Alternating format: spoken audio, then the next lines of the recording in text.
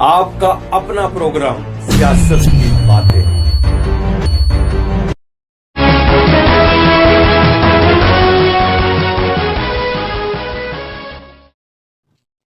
नमस्कार, TP news line में एक बार फिर आपका स्वागत है और मैं हूं दर्शपाल गुप्ता।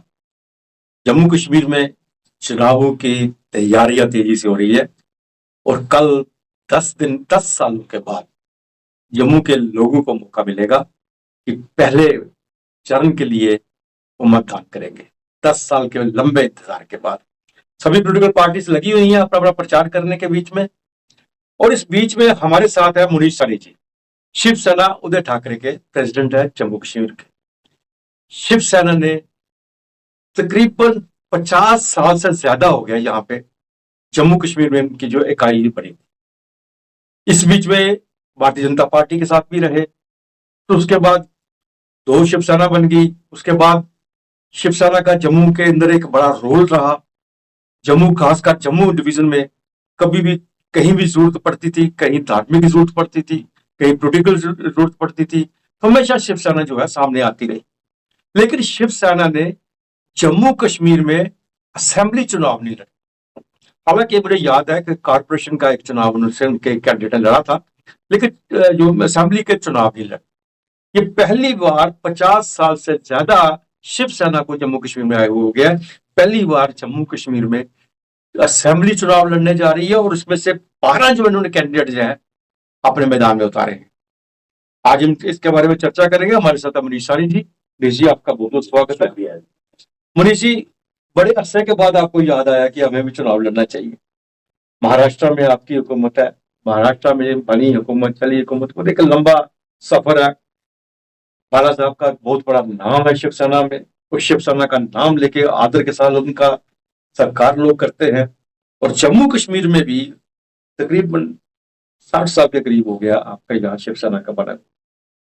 चुनावों में आप कभी नहीं आए हैं, लेकिन इस बार आपको चुनावों में क्यों उतरना पड़ा? बहुत बढ़िया सवाल है। बिल्कुल, हम शुरू से 60 सालों से जनता के साथ जुड़े हुए हैं। हाँ, ये जरूर है कि पहले हमारा राजनीतिक चेहरा दूसरा था।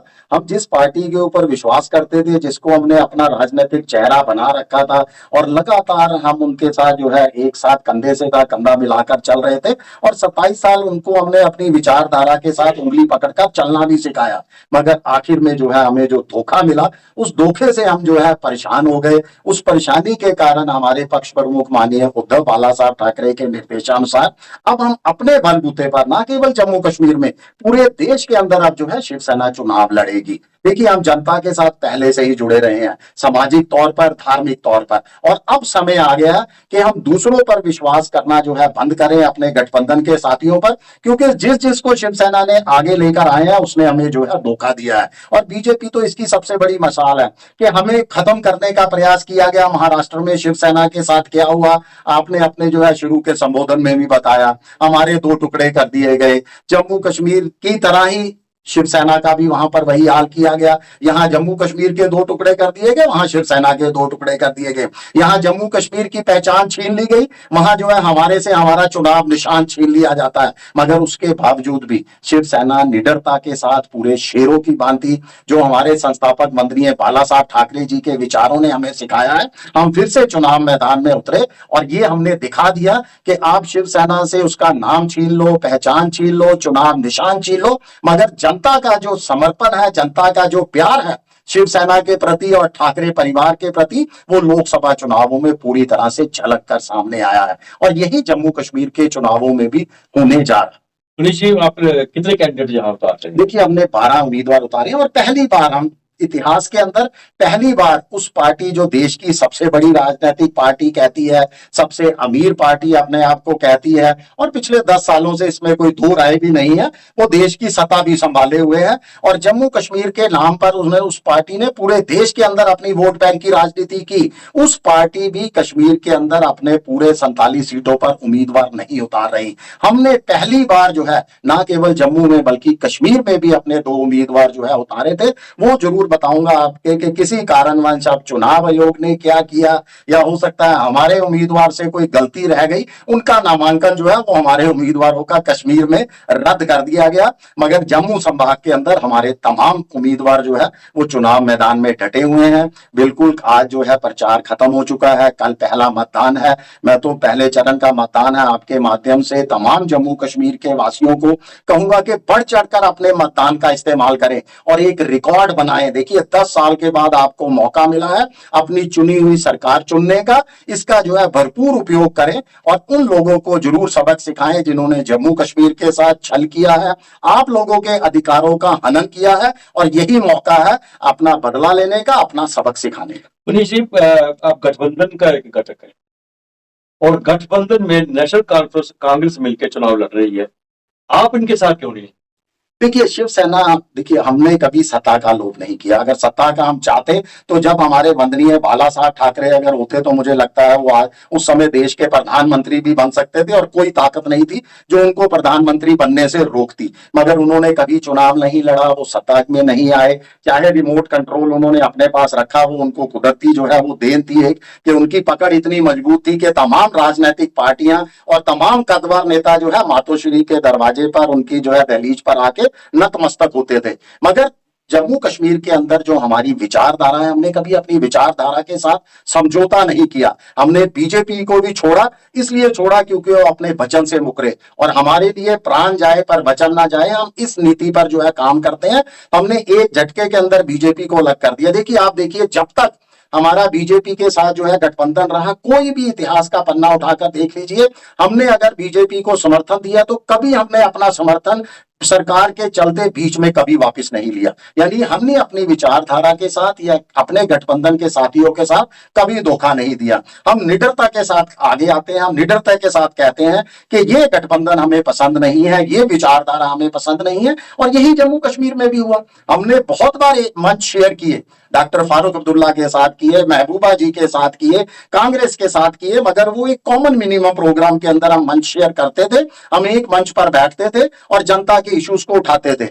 अब जब उनकी विचारधारा अलग हो जाती है, जब वो अपना संकल्प पत्र निकालते हैं जिसमें उनकी विचारधारा जो हमारे साथ मेल नहीं खाती, तो हमें आदेश आया कि हम किसी के साथ गठबंधन में नहीं लड़ेंगे। हम जो है अपने बलबूते पर जम्मू कश्मीर में पहली बार जो है इतिहास रचेंगे और पहली बार हमने चुनाव मैदान के अंदर हिस्सा लिया है, हमने उम्मीदवार उतारे और पूरी उम्मीद है कि हमारे उम्मीदवार जो है बेहतर रिजल्ट सामने आएंगे जनता के सहयोग और समर्थन के साथ, और जम्मू कश्मीर विधानसभा में शिवसेना का परचम भी ये आपका जो मैनिफेस्टो है उसके जो मुख्य जो ज्यादा नहीं पूरा मैनिफेस्टो जानना चाहूंगा, तो मेन जो ऑब्जेक्ट है वो क्या मैनिफेस्टो आपका? देखिए एक तो बता दूं कि हमारा मैनिफेस्टो जो है, हमारा मैनिफेस्टो नहीं, जनता का मैनिफेस्टो है जो जनता की आकांक्षाओं पर आधारित है। जो जनता के भी जब हमारे नेता गए, हम इस काबिल नहीं है कि जनता अपना मैनिफेस्टो बना सके, हमें जो जनता ने इनपुट्स दिए उसी को हमने जो है ड्राफ्ट कर जनता के सामने रख दिया कि यही हमारे वचन है। हमारे संकल्प पत्र का नाम भी वचननामा है। देखिए जम्मू कश्मीर, हर पॉइंट के पीछे हमारा एक लॉजिक है और वो लॉजिक हमें जनता के इनपुट से मिला है। देखिए हमारा जम्मू कश्मीर जल संसाधनों का धनी है, दर्जनों जल बिजली परियोजनाएं यहां पर लगी हुई हैं। किसकी सरजमी पर लगी है? जम्मू कश्मीर की। किसका जल स्रोत इस्तेमाल हो रहा है? जम्मू कश्मीर का। हजारों मेगावाट बिजली की पैदावार होती है, उसके बावजूद जम्मू कश्मीर की जनता को बिजली से महरूम रखा जाता है। कभी आप स्मार्ट मीटर लगा लो, कभी इलेक्ट्रॉनिक मीटर लगा लो, कभी प्रीपेड मीटर लगा लो, कभी बिजली के बिल बढ़ा दिए जाते हैं। पानी जो तो हमारे जम्मू कश्मीर में इतनी देन है कि भरपूर जल स्रोत है हमारे पास, उसके बावजूद हमें पानी की कमी से जूझना पड़ता है। अब नया पता लगा कि पानी के भी मीटर आने वाले हैं, लोगों को पानी के भी बिल देने पड़ेंगे। सबसे पहला तो हमारा संकल्प है कि जम्मू कश्मीर की जनता को निःशुल्क बिजली पानी होना चाहिए। हाँ, एक लिमिट तक होना चाहिए। हमने 300 यूनिट तक जो है वो निःशुल्क बिजली रखी है, 30,000 लीटर तक निःशुल्क पानी रखा है। मुझे लगता है जो मिडिल क्लास के लिए बहुत सफिशिएंट है कि इतना वो पानी और बिजली इस्तेमाल करेंगे तो उनका बिल जो है वो बिल्कुल जीरो होगा। इसके साथ ही देखिए, जम्मू कश्मीर एक बॉर्डर स्टेट है, जम्मू कश्मीर एक सीमावर्ती इलाका है, पहाड़ी इलाका है, और उसके साथ साथ हम पिछले 35 सालों से, 3.5 दशक बहुत लंबा अरसा होता है, हम आतंकवाद को झेल रहे हैं। तो हमें विशेषाधिकार की, हमें स्पेशल स्टेटस की अगर पूरे देश में कहीं पर जरूरत है तो वो जम्मू कश्मीर के अंदर है, मगर हमारे से स्पेशल स्टेटस छीन लिया जाता है। जरूर हम भी उस समय इसके इनके साथ थे, हम 370 हटाने के पक्ष में थे, क्योंकि उसमें स्पेशल स्टेटस के साथ साथ बहुत सी कमियां भी थी। वो वाल्मीकि समाज को अधिकार नहीं देता था, वेस्ट पाक रिफ्यूजियों को मतदान का अधिकार नहीं था, जम्मू कश्मीर की बेटियों से उसके अधिकार छीन लिए जाते थे। मगर हम चाहते हैं कि धारा 371 के तहत जो आपने नॉर्थ स्टेट को दे रखी है, पूर्ववर्ती राज्यों की तरह जम्मू कश्मीर को भी आप स्पेशल स्टेटस दे दीजिए। हमें भी अपनी सांस्कृतिक पहचान की चिंता है, हमें भी अपने स्थानीय लोगों की चिंता है, जिनको नौकरी पर पहला अधिकार होना चाहिए, हमारे संसाधनों पर पहला अधिकार होना चाहिए, शिक्षा संस्थाओं में प्रवेश का पहला अधिकार होना चाहिए। हम युवाओं की बहुत बात करते हैं। देखिए, हम कहते हैं युवा हमारे देश का भविष्य। मैं पूछना चाहता हूं कि पिछले 75 70 77 सालों से, 77 साल हो गए हमारे देश को आजाद हुए, जम्मू कश्मीर में युवाओं के लिए क्या किया है पूर्व की सरकारों ने, या पिछले 10 सालों से या 5 सालों से केंद्र शासित प्रदेश बनने के बाद? जमीनी स्तर पर कुछ नहीं किया गया, नशा परोसा गया उनको, हमारे युवाओं को पहले पत्थर पकड़ाए गए, पत्थर के बाद उनको जो है टारगेट किलिंग के अंदर ले लिया जाता है, उसके बाद उनको पिछले 5 सालों से तो हम जो देख रहे हैं जमीनी हालात, कि हमारा युवा जो है वो निराश होकर नशे का शिकार हो रहा है। तो युवाओं के लिए स्किल्ड सेंटर खोलने का वादा है हमारा, युवाओं के लिए बेरोजगार भत्ते का वादा है कि जब तक उनको नौकरी नहीं मिलती, कम से कम उनको 5,000 जो है युवाओं को भत्ता मिले। इसी तरह महिलाओं के लिए सशक्तिकरण को, जमीनी स्तर पर महिला सशक्त हो, जमीनी स्तर पर महिलाओं के लिए कुछ किया जाए। जमीनी स्तर, देखिए 20 जिले हैं हमारे, मुश्किल से 3-4 जिलों के अंदर महिला पुलिस स्टेशन है। हाँ, देश की आधी आबादी है, हम उनके लिए पुलिस स्टेशन तक नहीं खोल सकते। हमारा वादा है हर डिस्ट्रिक्ट लेवल के अंदर महिला पुलिस स्टेशन, हमारा वादा है हर पुलिस स्टेशन में महिला डेस्क होना चाहिए। आपने 33%, केंद्र सरकार का फरमान है कि 33% आप पुलिस बलों के अंदर महिलाओं को आरक्षण देंगे। क्यों नहीं जम्मू कश्मीर के माननीय राज्यपाल देते? क्यों जम्मू कश्मीर की महिलाओं के साथ ऐसा क्यों किया जा रहा है कि मात्र 15% आरक्षण है? क्या जम्मू कश्मीर में महिलाओं की संख्या कम है, या वो वोट नहीं देते बीजेपी को? उनको 33% उनका हक दीजिए। आप तो महिलाओं के लिए राजनीति में भी आरक्षण की बात करते हो, कितना आरक्षण दिया मुझे लगता है मैं एक दोहराऊंगा। बात है मनीष जी, आपने बहुत अच्छी बातें आपने बताई जो आपके मैनिफेस्टो में है, पूरे आम लोगों के, जम्मू के लोगों के लिए है। अब यह कि आपके 12 कैंडिडेट मिलकर सरकार तो बना नहीं सकते, तो आपके जो मैनिफेस्टो है, आपका जो घोषणा पत्र है, जो भी उसे कह रहे हैं, उसे लागू करने के लिए आपको सपोर्ट की जरूरत पड़ेगी। किसे सपोर्ट करेंगे इस वक्त, भारतीय जनता पार्टी या उस गठबंधन को जिसका आप हिस्सा नहीं बन पाए? देखिए, जो पार्टी हमारी विचारधारा पर सही उतरेगी, जो पार्टी हमारी विचारधारा को, देखिए ये विचारधारा हमारी होने के साथ साथ जनता की विचारधारा, उस जनता की विचारधारा जो लोकतांत्रिक देश में जिसको जनता जनार्दन कहा जाता है, और इस विचारधारा पे मैं तो चैलेंज करता हूं ओपन, तमाम पार्टियों के प्रवक्ता को आप बुलाइए, इस विचारधारा को उनको कहिए कि इसके अगेंस्ट जाकर दिखाएं। मुझे लगता है कि कैमरे के सामने कोई भी पार्टी इस विचारधारा को नकारेगी नहीं। ये विचारधारा से मेरा मतलब है हमारा वचननामा। हर पार्टी चाहती है इस समय के जनता की भलाई हो, और अगर वो सही में राजनीतिक पार्टी है, सही में वो जनता का हित सोचती है, तो मुझे लगता है इस हमारे संकल्प पत्र को सब लोग स्वीकार करेंगे, और हमारे 10 से 12 उम्मीदवार भी जो है सरकार बनाने में सक्षम होंगे। उनके बिना सरकार, मुझे नहीं लगता कि उसका गठबंधन हो पाए। बाकी स्थानों पर क्या किसी पार्टी को सपोर्ट करेंगे या इंडिविजुअल कैंडिडेट को सपोर्ट करेंगे आप?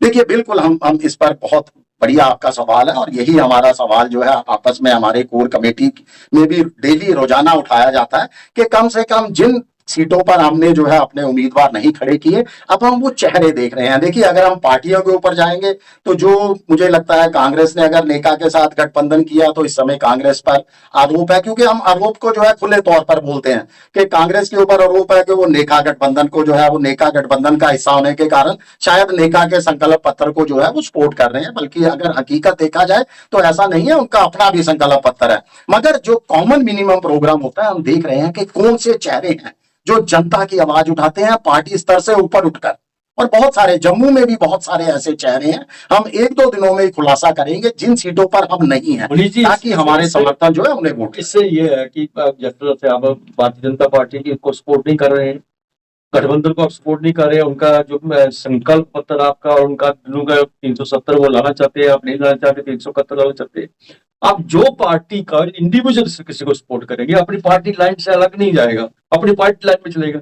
तो क्या आप द्रोहियों को सपोर्ट करेंगे? नहीं नहीं, देखिए मैं सही वही बता रहा हूं आपको, जो हमारा पार्टी कैंडिडेट को समर्थन करने का, जो कुछ पार्टियों में देखिए जरूर कुछ ऐसे चेहरे होते हैं जो पार्टी लाइन से भी ऊपर उठकर, देखिए पार्टी की कई बार मजबूरी हो जाती है, कुछ मजबूरियां होती हैं चुनावों के दौरान, वो कह नहीं पाते अपनी बात सही से क्योंकि वो वोट बैंक की राजनीति करते हैं और हाईकमांड को जो है वो निराश नहीं करना चाहते, हाईकमांड को नाराज नहीं करना चाहते। मगर बहुत से देखिए, हो सकता है बीजेपी के अंदर भी हम कुछ ऐसे एक दो चेहरे आपके सामने लाएं जिनको हम समर्थन का ऐलान करें, कांग्रेस के कुछ ऐसे एक दो चेहरे लाएं जिनको हम समर्थन का ऐलान करें। मगर ये शर्त ये है कि हम या तो करेंगे तो उन्हीं नेताओं को करेंगे जिन्होंने हमेशा पार्टी से ऊपर जनता को सर्वप्रिय माना है, लोकल मुद्दों को जो है सर्वप्रिय माना है। चलिए अब देखते हैं, उम्मीद तो वो पूरी है जिस तरह से आप कह रहे हैं, लेकिन फिर भी मैं अंत में फिर मैं एक बार कहूंगा कि चूंकि पार्टी का कैंडिडेट पार्टी से बाहर नहीं जाएगा, इसलिए आपको इसके बारे में काफी सोच विचार करना पड़ेगा। ऐसा ना हो कि आपका समर्थन कल को बेकार जाए।